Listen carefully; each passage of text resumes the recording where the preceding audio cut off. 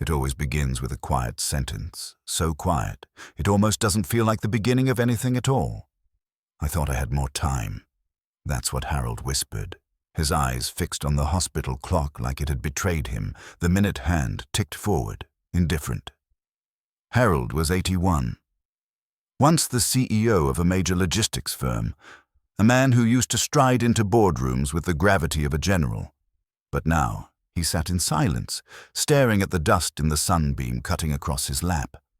"I kept saying I'd do it next year," he said. "Write the book, reconnect with my brother, apologize to my son, but I waited for the right moment."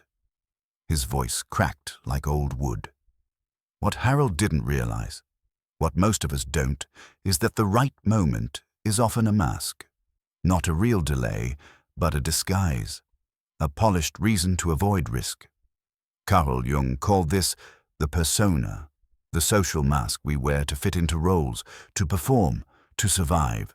It's the curated version of ourselves we offer to the world. But beneath it lies the self, raw, unfinished, and often trembling with truth. We're too afraid to show Harold's life looked full from the outside. Promotions, photos at gala events, grandchildren he loved but barely knew. But all of it had been lived behind the curtain of what Jung would call a compensatory persona, a mask created not just to impress others, but to protect himself from feeling unworthy. I remember once seeing Harold during a corporate farewell ceremony. People clapped, toasted him, celebrated his legacy. But as the crowd thinned, I caught a strange expression flicker across his face. A deep exhale, a moment of collapse. When I asked him later if he was happy with everything he'd built, he paused. "Honestly," he said, "I don't know who I am when I'm not performing." That sentence stayed with me for years because Harold wasn't mourning lost achievements. He was mourning a lost identity. Jung said, "You are what you do, not what you say you'll do." And what Harold had done, again and again, was delay his truth in favor of performing competence. He had used his career as camouflage. He wasn't too busy to write the book. He wasn't too busy to call his son. He was afraid that if he tried and failed, the illusion would shatter, that if he opened the door to his truer self, it might be empty inside. That's the haunting power of the persona. It gives you applause, but steals your voice. There's a type of psychological hunger that shows up later in life. It's not about more money or recognition. It's about becoming real. Individuation, as Jung taught, is the process of becoming whole, not by adding more roles, but by shedding the mask and daring to face the shadow.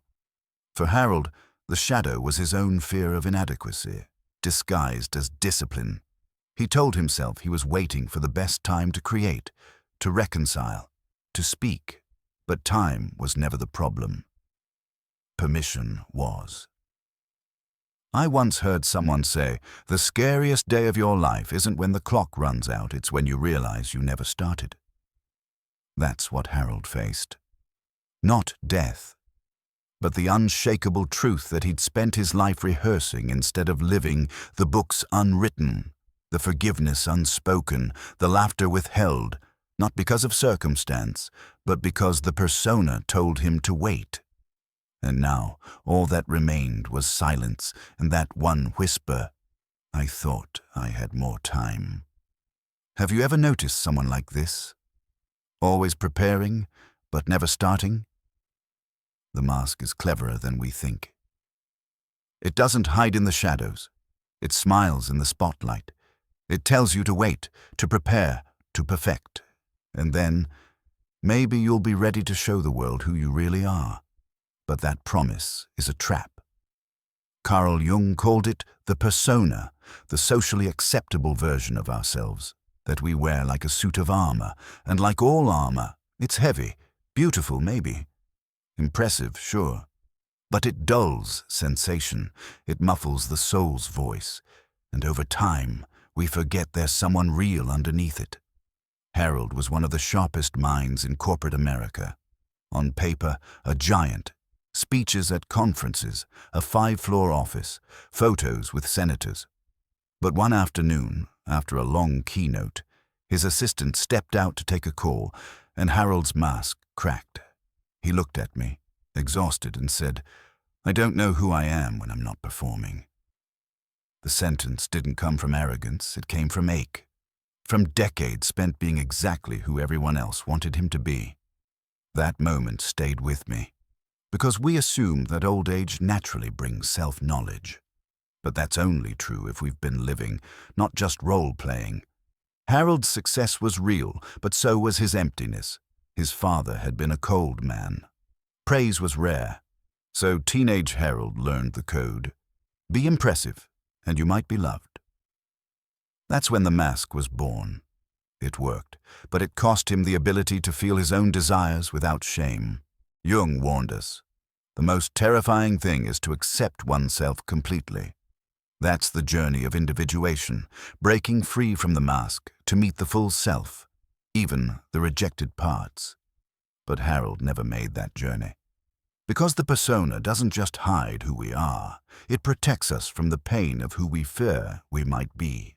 And beneath Harold's mask was a scared, grieving boy who still wanted someone to tell him he was enough without the applause. I saw it again in a man named Marcus, a high school principal known for his discipline and control. But during a fire drill, a child tripped and bloodied his nose. Marcus froze, paralyzed. Later, he confessed, "I didn't know what to do. I always thought I was the calm one, but in that moment I realized I'm just good at pretending." That's when the mask slips under pressure. When real life demands something our performance hasn't rehearsed, Jung believed the parts of ourselves we exile don't vanish. They become what he called the shadow.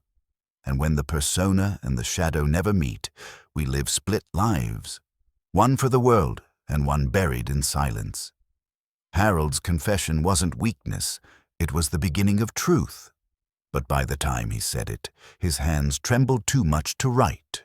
His voice cracked too often to speak long sentences. The man who once commanded boardrooms could no longer command his own breath. And that is the great tragedy of the mask. It serves us when we're young and abandons us when we're old. Harold spent 60 years being the man others needed. But he never asked what he needed. He kept waiting for permission to be real, waiting for a safe moment to drop the act. That moment never came. And when the applause faded, he was left with questions no one else could answer. Have you ever seen your own mask slip under pressure? Regret doesn't scream. It whispers in the middle of the night, in the moments between your favorite song ending and silence beginning. In the garage where dust gathers on dreams, that's where I met Douglas, a retired mechanic in his 70s who polished the same vintage motorcycle every morning, not to ride it, but to remember who he used to be. "I was going to take that road trip," he muttered, his hand moving slowly over the chrome. "Always said I would. But then came the kids, then the job, then my back started hurting." His voice trailed off like tires rolling off a gravel path and into tall grass. But this wasn't a story about laziness or failure. Douglas had worked hard his entire life. This was about something deeper, about a man who got lost in the roles he thought he had to play. Carl Jung believed that the unconscious is not just a repository of repressed desires, but a silent navigator. He said, "Until you make the unconscious conscious, it will direct your life and you will call it fate." Douglas thought fate had stolen his road trip, but in truth he had abandoned it. Why? Because the part of him that longed for freedom, the young dreamer who wanted to drive through desert highways and smell the rain in distant towns, was slowly buried under the weight of being the provider, the protector, the dependable one. These are noble titles, but they are also masks, pieces of the persona that Jung warned could become prisons if worn too long. I noticed how Douglas spoke about his past with vivid color, but his present in grays. The motorcycle became a metaphor for his soul, shiny on the outside, untouched inside. Each morning ritual wasn't maintenance, it was mourning. He wasn't just polishing a bike, he was trying to touch a version of himself he hadn't spoken to in years, and perhaps, in some small way, he hoped the machine would remember the man he used to be, even if he had forgotten. There was dramatic irony in our conversation because Douglas had all the tools he needed to change: time, energy, the freedom he'd once said he needed. But the shadow had grown comfortable. Jung described the shadow as the unseen self, the hidden drives and unlived lives that we avoid. For Douglas, that shadow was adventure, emotion, self-prioritization. He wasn't just afraid of risk, he was afraid of selfishness. He told me once, I didn't want to be the kind of man who chased dreams while everyone else paid the price. But in choosing duty alone, he paid a different price: disconnection from his own soul. The saddest part, his children, grown now, once saved up to send him on that road trip, but he never went. Next year, he told them, then, maybe when the weather's better. They stopped offering after a while. Not out of resentment, but because they could feel it too. His spirit had quietly settled. He had become, as Jung might say, a man ruled by unlived life, projecting fulfillment through productivity while quietly starving for meaning. The motorcycle remained, gleaming but idle. And Douglas? He told me one day, I think the road trip was never about the trip. It was about proving I could still choose something, for me. But he never did comment if you've ever watched someone you love bury their dreams under duty. It hits like silence after thunder, the moment the world stops calling your name. No more emails, no more deadlines, no one asking, what do we do next, boss? And in that silence, something ancient stirs. For decades, Charles had been the lawyer, the man in the suit, the man who knew things. But on the day of his retirement, as the office door clicked shut behind him, he walked into a strange kind of emptiness. It wasn't just his calendar that was blank, it was his identity. Carl Jung warned us. The greatest burden a child must bear is the unlived life of the parent. Charles had spent his life living out roles others needed: provider, protector, professional, but never paused to ask, who am I when no one's watching? That's the mystery of the persona. It's not fake, it's functional. It helps us navigate the world. But if we wear it too long, we begin to confuse the mask with the face beneath it. When Charles retired, the mask slipped, and what he saw terrified him. At a retreat on aging and purpose, he sat in the back row, arms crossed. For 2 days, he said nothing. On day 3, during a session called The Voice Beneath the Role, the facilitator asked each man, when was the last time you felt joy that wasn't tied to achievement? The room was quiet, but Charles's hands began to shake. Slowly, he raised one. I don't know, he said, voice cracking. I don't think I've ever felt joy that wasn't earned. Later, in a private conversation, he confessed, I used to sketch when I was young, but my father called it a waste of time. Said lawyers don't draw. So he buried that part of himself.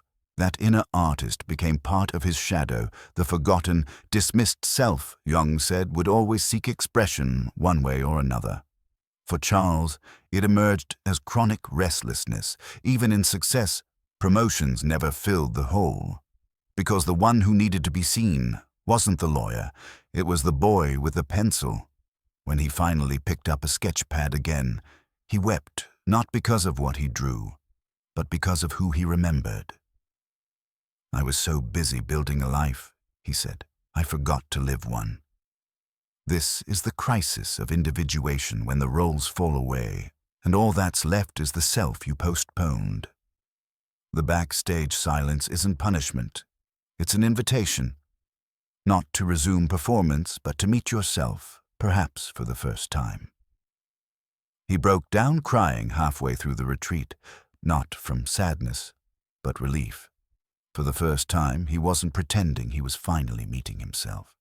"It's terrifying at first," he told me, "but it's also the first time I felt real." Have you ever felt lost when the roles stopped? Some stories don't leave you. They echo even after the person is gone. Elias was one of those stories. He had what he called a living notebook, worn leather cover, frayed edges, stuffed with ideas written in bursts of passion, some pages stained by coffee, others with dried tears. There were poems he never read aloud, letters to people he never sent, inventions, melodies, and businesses that only existed between margins. He used to smile when he talked about it. "One day," he'd say, "I'll do something with all this. Just waiting for the right time."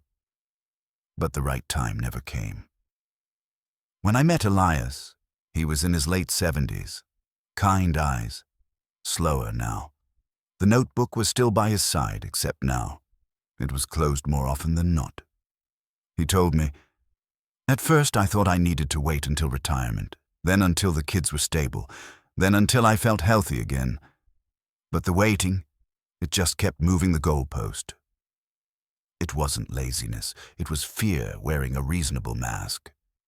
What Jung would call the inauthentic persona, the version of ourselves that says, "Not yet," when what it really means is, "I'm afraid they'll laugh." Elias was a man full of light, but he lived behind a curtain.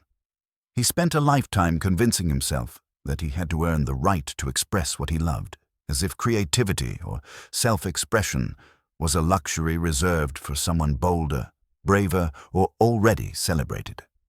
Jung's theory of individuation says that becoming whole means integrating the pieces of ourselves we've denied. The dreams we silence, the talents we dim to keep the peace, the emotions we downplay to seem stable. Elias's tragedy wasn't in what he lacked, but in what he locked away. One day, I asked him to read me one of his poems. He hesitated, then opened to a yellowed page. His voice trembled as he read. It was about a garden he used to visit with his mother. "I wrote it 30 years ago," he admitted, "but I always thought it wasn't good enough." It was beautiful, heartbreaking. I remember thinking, how many treasures die hidden because someone was waiting for applause before permission. Carl Jung once said, "Your vision will become clear only when you can look into your own heart. Who looks outside, dreams. Who looks inside, awakes." Elias had spent a life dreaming outwardly, but awakening for him came too late. A month after that poem, his health took a sharp turn. The ideas never left the notebook again. After his funeral, his daughter gave me the notebook. She said, "He always said he'd share these someday, but someday never showed up." That phrase broke me, because it wasn't just his notebook that stayed closed. It was his true self, the creator, the lover, the explorer, trapped behind fear and the illusion of perfect timing. That's the deeper grief. Not just the things undone, but the person you never let out of the shadows. Jung called this the shadow self. The parts of us that are exiled, not because they're evil, but because they feel unsafe in the spotlight. Elias's shadow wasn't dark. It was luminous, and the world never got to see it. If you're watching this and you're still waiting, don't. The regret isn't just about what you didn't do. It's about the version of yourself you never let live. The tragedy isn't dying with unfulfilled dreams. It's dying without ever knowing who you were. You see, the most dangerous lie is the one we tell ourselves. I still have time. It's a quiet lie, respectable, patient. It doesn't slam the door. It props it open just enough to convince us we'll walk through it later. But the seasons of the psyche don't wait for convenience. Carl Jung believed that if we ignore the natural timing of the soul's growth, we risk withering before we bloom. "Miss Spring," he warned, "and you may never bloom." I once met a man named Victor who lived this truth in silence. He was a tenured professor, sharp, eloquent, respected. He'd mentored hundreds of students, attended conferences in 3 continents, and advised top doctoral theses. but behind his eyes was a slow sadness. One afternoon after a seminar, I asked him why he never published his own research. He smiled, not with joy, but with regret. "I edited the same paper for 17 years, he said. "Every time I read it, I saw something that could be better." That paper was his masterpiece, his life's intellectual offering, and yet it never saw daylight. Victor wasn't lazy. He was imprisoned by what Jung called the tyranny of perfectionism, a shadow that whispers, "You must be flawless, or you are nothing."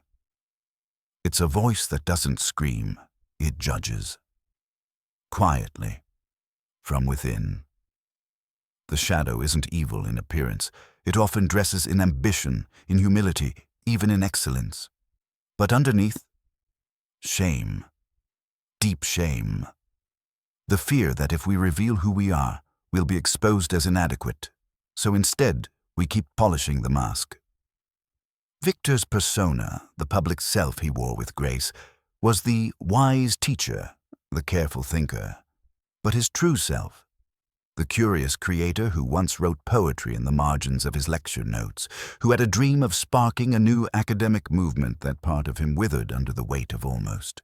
He kept editing, revising, postponing, and time, cruel, silent time, kept moving.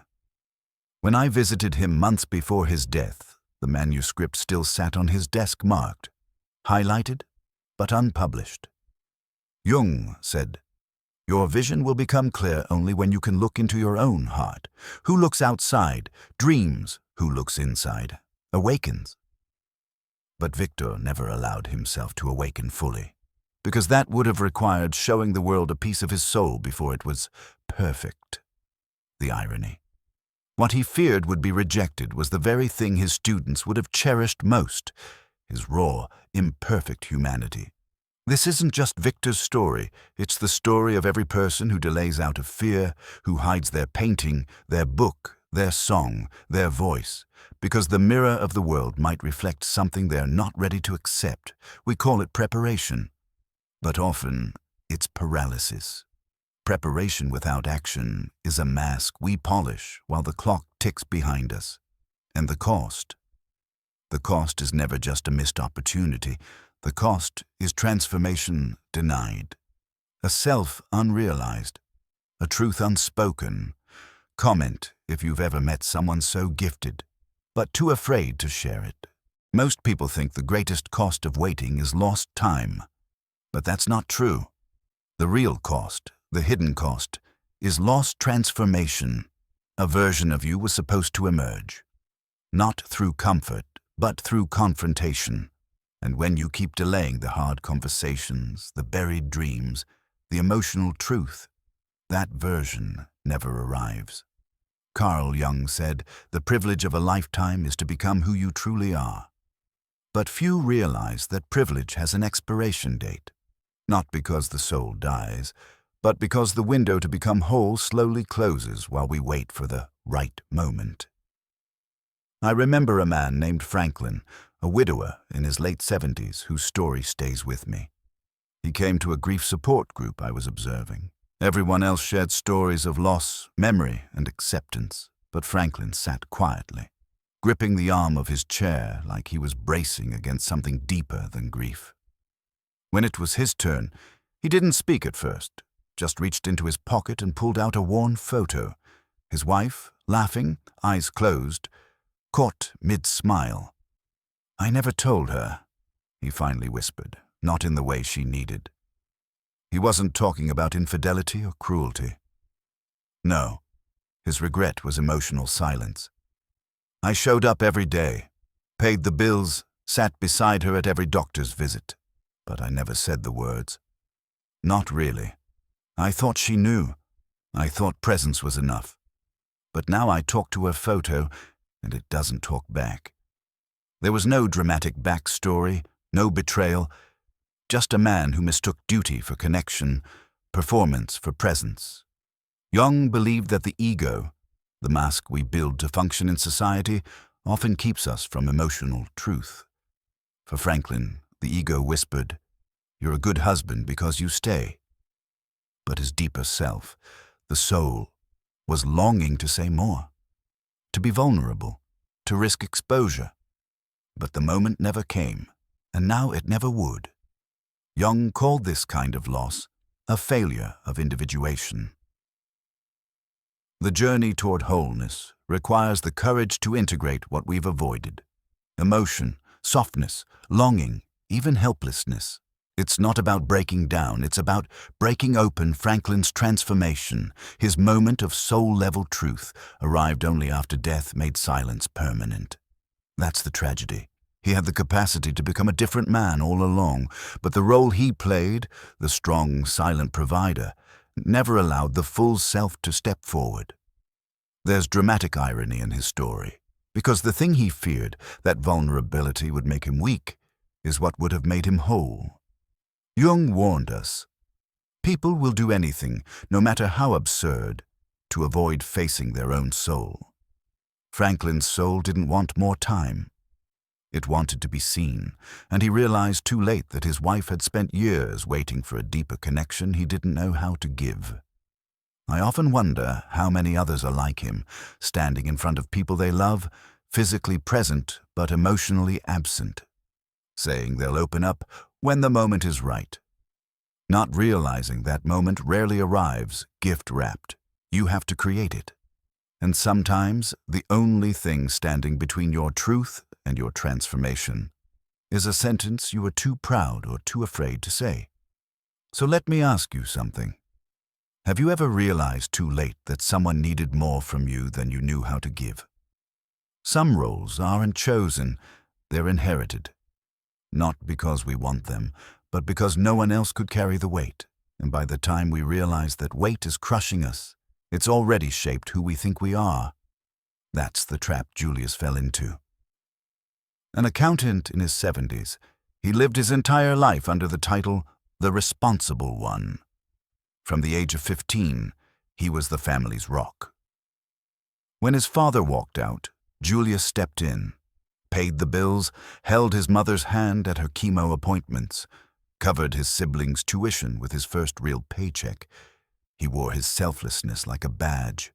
But in the quiet moments, when the house was finally still, Julius would stare at old travel magazines, pages marked, routes traced, dreams shelved. Carl Jung believed that some of our identities aren't really ours. They're imprints, psychological hand-me-downs from the collective unconscious. These are inherited beliefs, roles, expectations we absorb without even knowing it. Julius wasn't born responsible. He was taught that love equals sacrifice, that value comes from usefulness, that asking, "What do I want?" is selfish. And so, he never asked. Not once.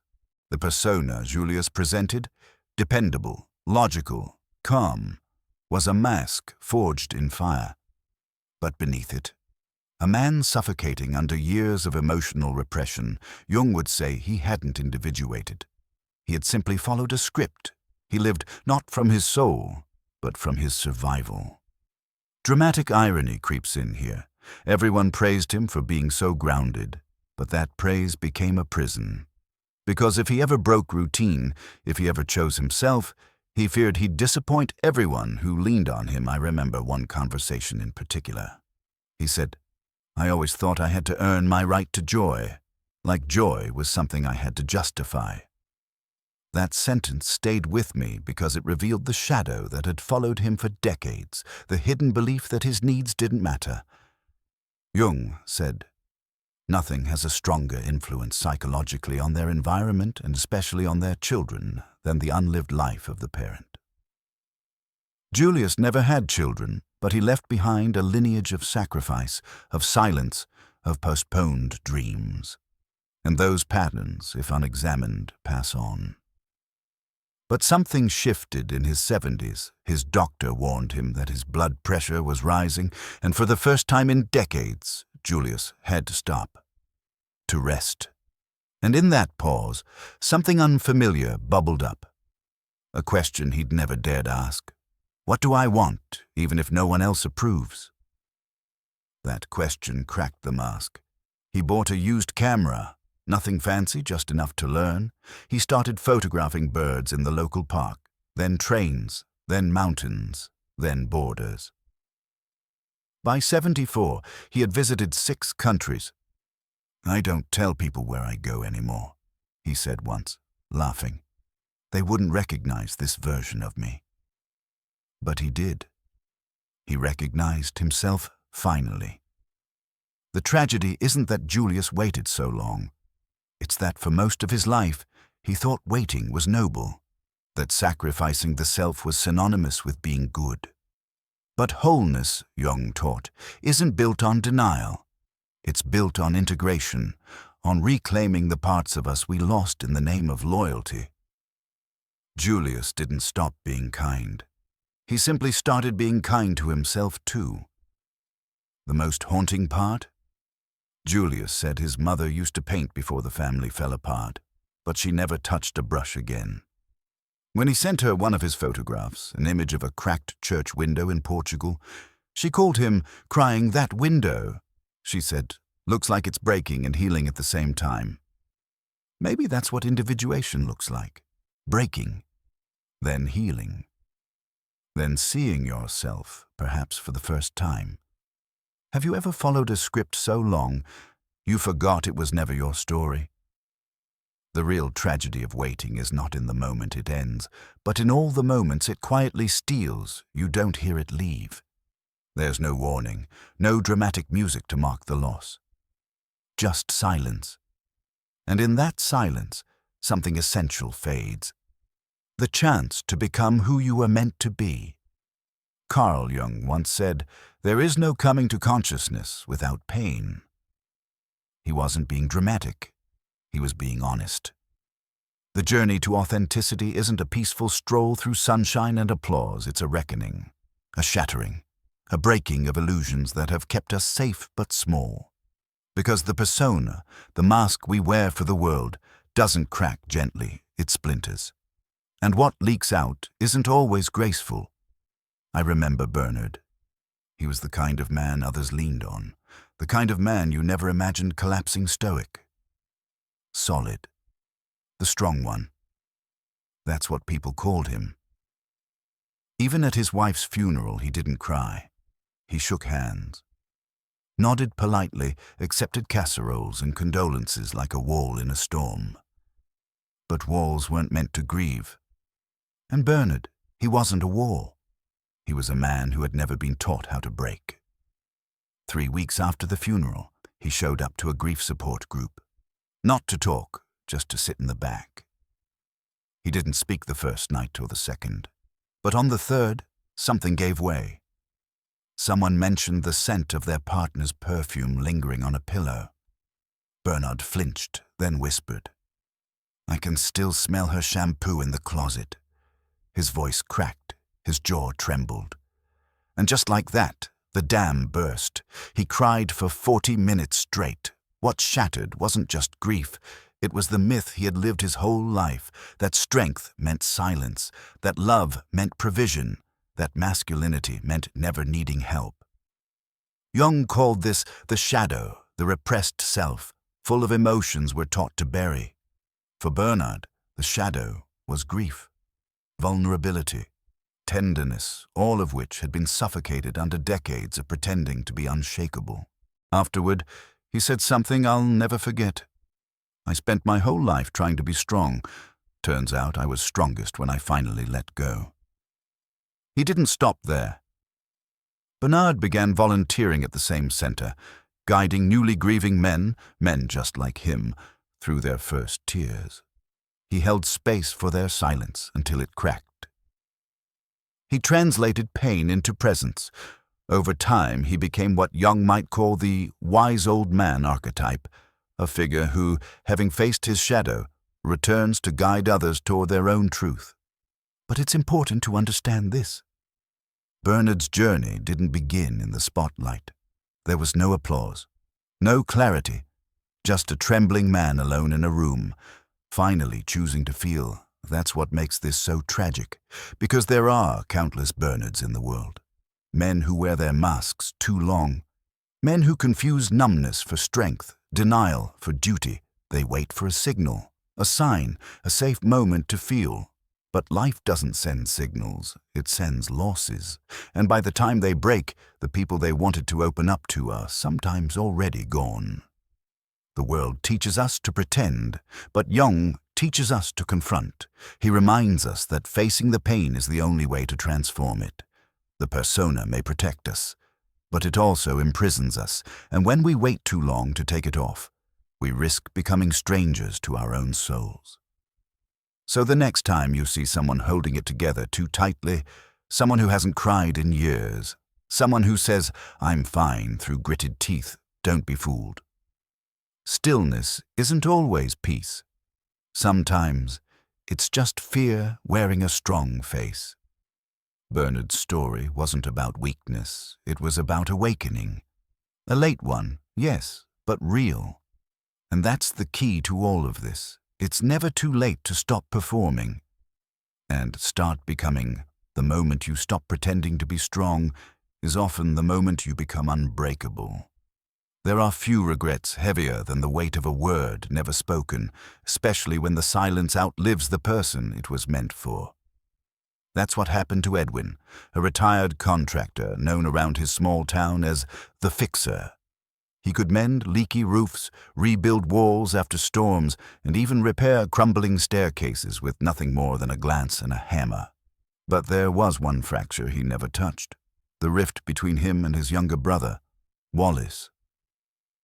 For 38 years, they hadn't exchanged a single word. "He wronged me," Edwin would say whenever someone brought it up. "I'll forgive him one day, just not yet." But that day never came. Wallace died in his sleep after a short illness. No warning, no final phone call, just a quiet passing in the middle of a Tuesday. Edwin didn't cry at the funeral, not because he wasn't hurting, but because something inside him had frozen. Pride had calcified over the years, disguised as principle. But beneath it, Jung would say, was the unacknowledged shadow. The part of Edwin that still loved his brother, still longed for resolution, but couldn't bear to expose the vulnerability that reconciliation demanded. Jung wrote, "What you resist not only persists, but will grow in size." And Edwin had resisted for so long that his resistance became identity. The wound became a wall. It wasn't until weeks later, when Edwin was organizing old tools in his garage, that he stumbled across a wooden box tucked behind a cabinet. Inside were childhood photos. 2 boys fishing, wrestling, laughing. One photo showed Edwin, age 12, shielding Wallace with his jacket in the rain. He stared at it for nearly an hour. "I forgot I used to protect him," he told me. "I became the kind of man who thought fixing things meant staying angry. But anger is not strength. Sometimes it's armor worn too long." Edwin had spent a lifetime mending other people's broken things to avoid facing the one thing he had left broken in himself. That's the cruel irony of the unconscious. It doesn't forget. Jung taught that unresolved conflicts fester in the psyche, influencing our choices, our relationships, our very self-concept. Edwin wasn't just avoiding his brother. He was avoiding the part of himself that was capable of forgiveness and afraid of being hurt again. Later, sitting on his porch, Edwin whispered a line I'll never forget. "I thought I'd have time." And in that moment, the mask of the Fixer cracked. You could see the boy beneath, the one who missed his brother but didn't know how to say it. Regret had etched lines on his face more permanent than age ever could. Forgiveness isn't about surrendering to the other person. It's about freeing the part of yourself still chained to the pain. But Edwin's liberation came too late.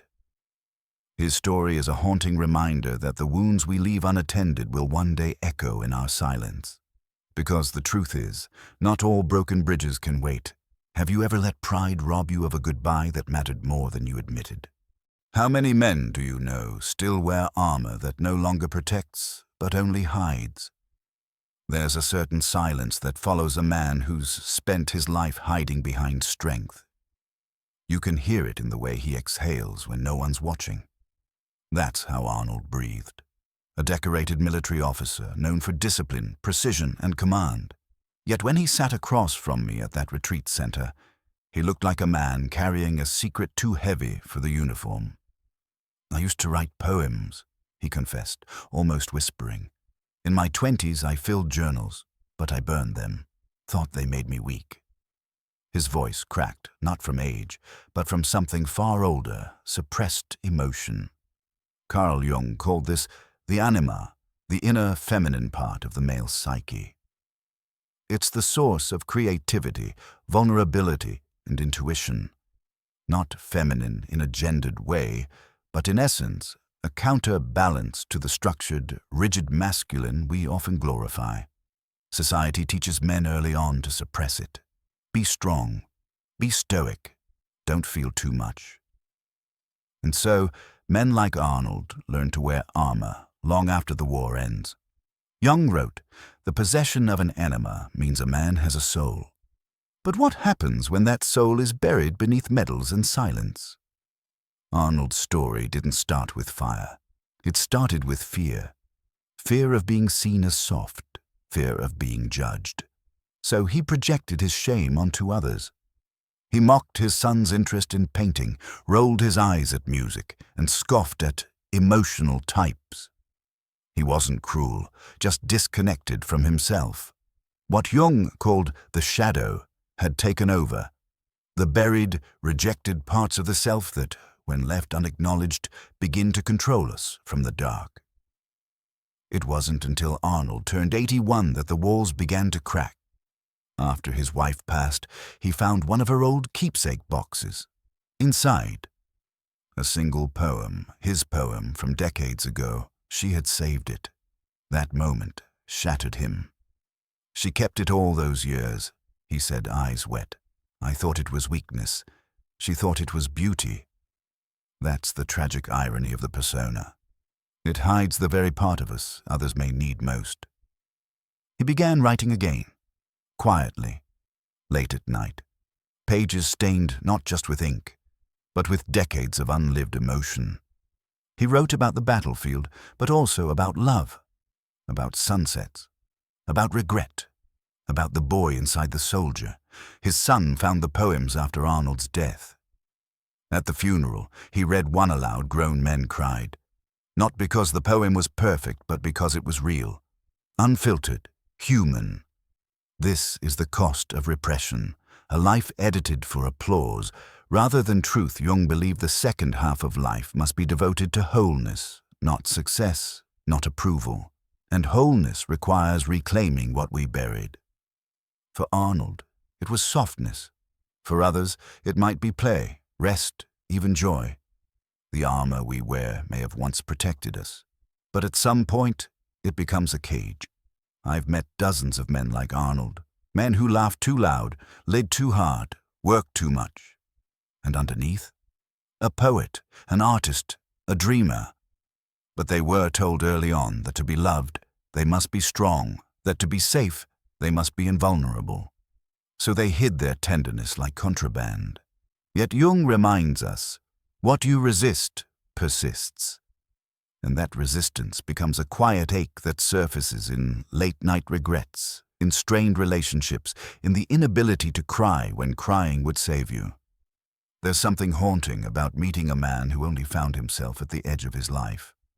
Like Arnold, a former military officer who confessed to me that he'd spent 60 years suppressing his creativity. "I used to write poems," he said, almost embarrassed, "but I burned them, thought they made me weak." His eyes drifted as if watching smoke rise from the past. Jung's theory of anima, the inner feminine within every man, teaches that creativity, softness, intuition are not weaknesses. They're part of our wholeness. But society taught Arnold to exile those parts, and so he became half a man in full armor. It was only when he was too old to care about others' opinions that he started writing again. His last poem, read at his funeral, brought an entire room to tears. If only he'd known the power of his softness sooner, his son told me. How many men do you know still wear armor that no longer protects, but only hides? Some people don't hear the call of their soul until their body starts to break. That's the tragic paradox. We spend the strongest years of our lives chasing approval, only to realize in our weakest that we were meant to chase something else entirely. Carl Jung believed that every human being is born with a unique psychological blueprint, a hidden path the soul longs to walk. But most of us don't follow it. Not because we're lazy or lost, but because we're waiting for someone to say, "Now you're ready, now you're allowed." That permission almost never comes. I met a man named Terrell who lived his entire life under that spell. He worked as a bank auditor. Straight-laced, responsible, quiet. A man who carried the weight of others' expectations like a second spine. He wore stiff suits, spoke in cautious tones, and never deviated from routine. But behind closed doors, something stirred. In his 20s, he used to sketch late at night, charcoal swirls of oceans, trees, faces that only existed in his mind. But when his father found a drawing once, he scoffed, "Art won't feed a family." So Terrell folded his sketches and placed them in a shoebox he never opened again. Decades passed. He raised kids, paid the mortgage, retired quietly. Then, at 74, something cracked. A stroke left him partially paralyzed, his dominant arm limp and unresponsive, and yet, in that moment of helplessness, something ancient surfaced. "I kept thinking about color," he told me later. "Not numbers, not files, just color." With one trembling arm, he picked up a brush and began painting, not what he saw, but what he felt. Not what others expected, but what had waited in him for decades. A storm of reds and blues. A weeping willow made of flames. A boy inside a house with no windows. His art went viral online. Thousands of comments, interviews, even gallery offers. But Terrell didn't care. "This was never about being seen," he said. "It was about finally seeing myself." He had awakened the part of his psyche Jung called the anima, the inner feminine, the creative, feeling, intuitive force that many men repress to survive in a world that rewards only logic and control. Terrell had exiled that part for decades. But now, with the mask of performance stripped away by illness, it finally returned. Jung wrote, "The greatest burden a child must bear is the unlived life of the parent." But the opposite is also true. The greatest freedom a parent can give is to finally live the life they were born to live. Terrell's children didn't resent his change. They were inspired by it. His grandson started writing poetry. His daughter took up photography.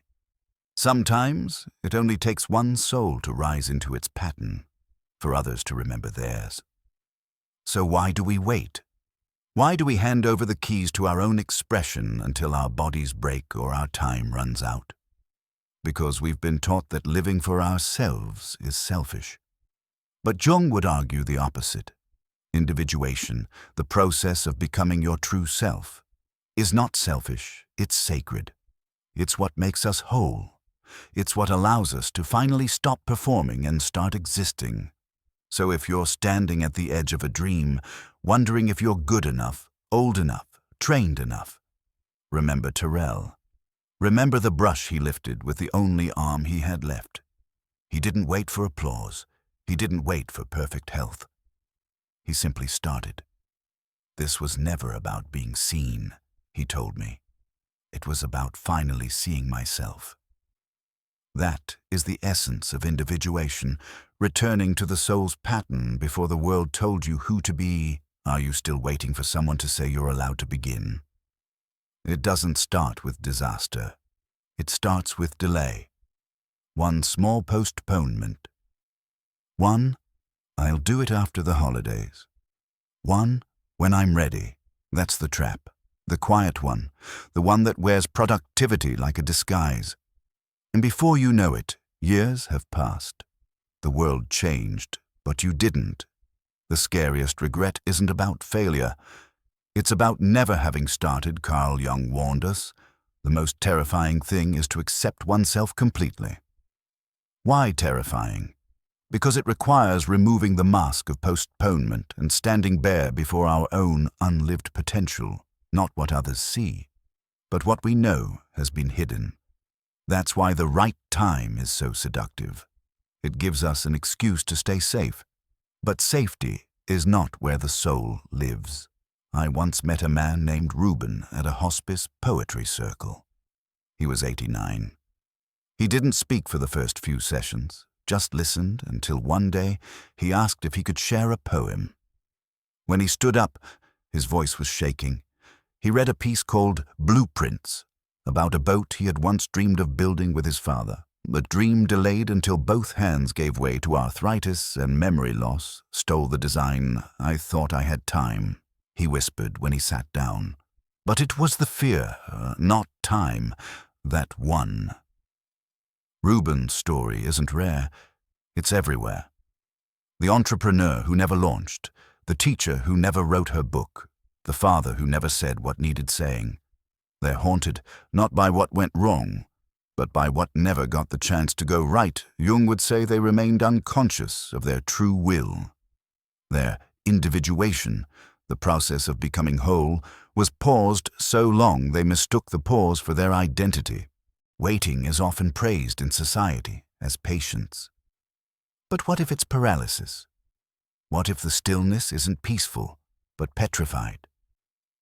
That's what I saw in a former pastor named Leon. For decades, he preached about courage and truth, but in private. He kept journals filled with unspoken doubts, philosophies, and questions he feared would alienate his congregation. He died before ever publishing them. I read one entry dated 10 years before his passing. Will anyone still love me if I stop performing? That is the real war. Many fight in silence. The war between the mask and the soul. And this mask, it never removes itself. You have to rip it off. Often painfully, often without applause. That's the terrifying part. Jung taught that selfhood comes not through external milestones, but through internal confrontation. You will not wake up one morning with an open door and a sign that says, "Now is the perfect time to live your truth." No, that sign is carved by your decision to start anyway. Think of your own life. What have you delayed, not because it's impossible, but because it's intimate? The call to the estranged parent. The sketchbook buried in a drawer. The song you only hum in the dark. These aren't hobbies. They are psychic doorways. Jung called them symbols of the self, clues to the wholeness we are meant to uncover. Ignore them long enough, and you don't just lose time, you lose yourself. Here's the irony. We think waiting protects us from pain, but it only delays it. Time is not kind to the person who never begins. It calcifies dreams. It hardens emotion. It replaces curiosity with routine. And then, in the silence of old age, that whisper begins. There was more to me, but I never let him speak. So I ask you, not politely, but urgently, what are you still waiting to do, and who are you still afraid to be? Because the door will never knock, the audience may never clap, the path will never glow in certainty. But none of that matters. If you take nothing else from this video, take this. Waiting is a silent killer of the self. The right time is a myth created by fear to keep us obedient to the mask. Jung taught us that the path to selfhood is not paved by perfect moments, but by courageous ones, the kind that start messy, the kind that begin with trembling hands and an honest breath. Every man I've spoken about today had a truth buried beneath delay, and every regret they carried wasn't about time, it was about who they could have been if they had acted. So if you're watching this, and your soul has been whispering, "There's more to me," listen, begin. Today, not tomorrow, not when the kids are grown, not when you retire, now. Because the only thing worse than dying is never having lived as yourself.